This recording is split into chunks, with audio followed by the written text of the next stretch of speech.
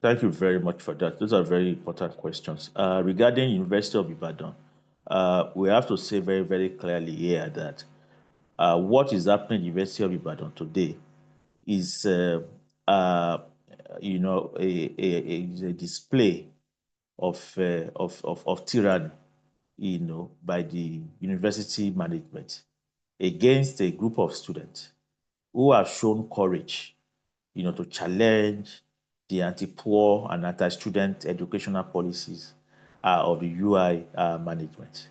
What they protested against is a case of a fee hike. And it's interesting that, that fee hike was coming at a period, when you had in power a government that said that once it removed the fuel subsidy, uh, it was going to use its savings from that to make education more affordable for the Nigerian people and to make every other thing much more affordable for Nigerian people. But what we saw with the education sector is that fees started increasing despite the withdrawal of fuel subsidies, and then instead of the reduction of fees or improvement in the budgetary allocation to education, the government decided to impose a student loan. So that right now, in many universities across the country, you're actually seeing a situation whereby more people are dropping out of school because they are not able to afford the increased fees. Because when it comes to the student loan, only a few people are still able to access it. And for those who are even able to access it, they are committing themselves to a lifetime of indebtedness, something which is going to have a big impact on their future.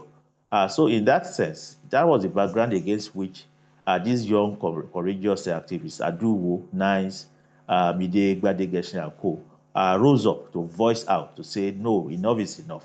We need education to be much more affordable for children of the poor. And in doing that, in carrying out that process of peacefully protesting and voicing out, they did not in any time, in any way, uh, violate, any law of the land, because the Nigerian Constitution clearly affirms or, gives to every citizen of Nigeria the right to freedom of expression and freedom of assembly. The only thing that the law warns against is violent conduct in the process of exercising those rights.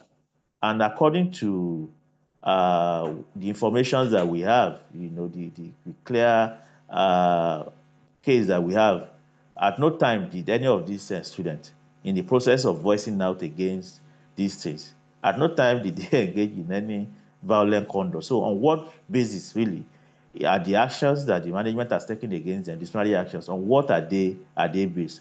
As far as I'm concerned, I think the conduct of the UI management is quite shameful. What they have done is actually tyrannical, and it doesn't speak well of a foremost university that ought to be leading the nation when it comes to ethical conduct, when it comes to uh, providing opportunity for students to be able to express themselves. Because ultimately, a university is supposed to be an environment where young people can be able to test new ideas, can be able to express themselves. Where you are suspending people because they disagree with the vice chancellor over a policy, that is not a university. That is actually a military camp. That is a barracks.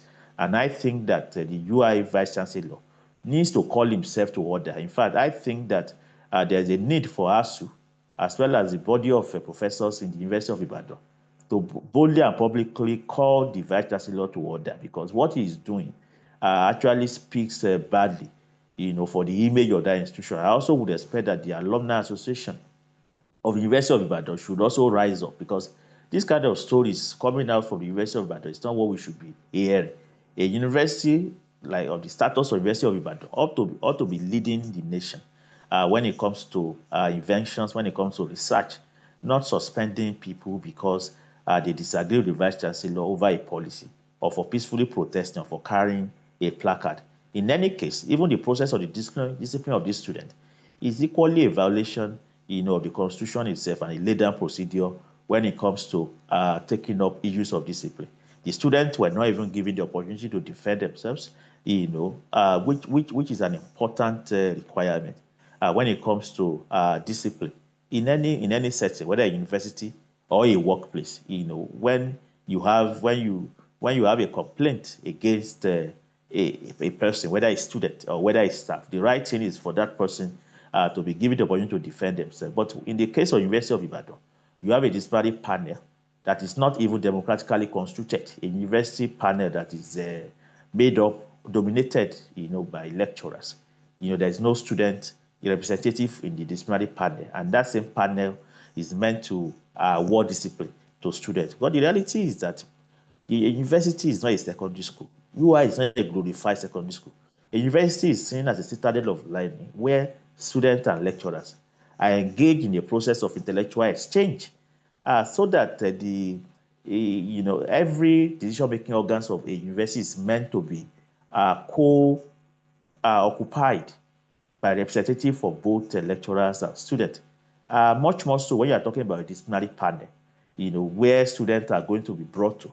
You must have a representative of students there. That is what can give that panel a democratic, legitimacy, something that the panel that tried these young people does not have. So when you look at all of those grounds, you see that there's no way what the University of Ibadan is doing now can be said to be right in the eyes, whether in the eyes of the law or in the eyes of a public morality.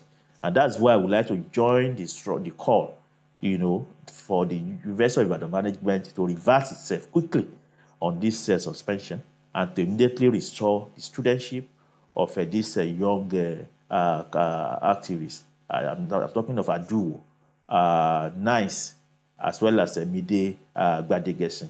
And this reversal of suspension must be done unconditionally. They must be returned back to their position.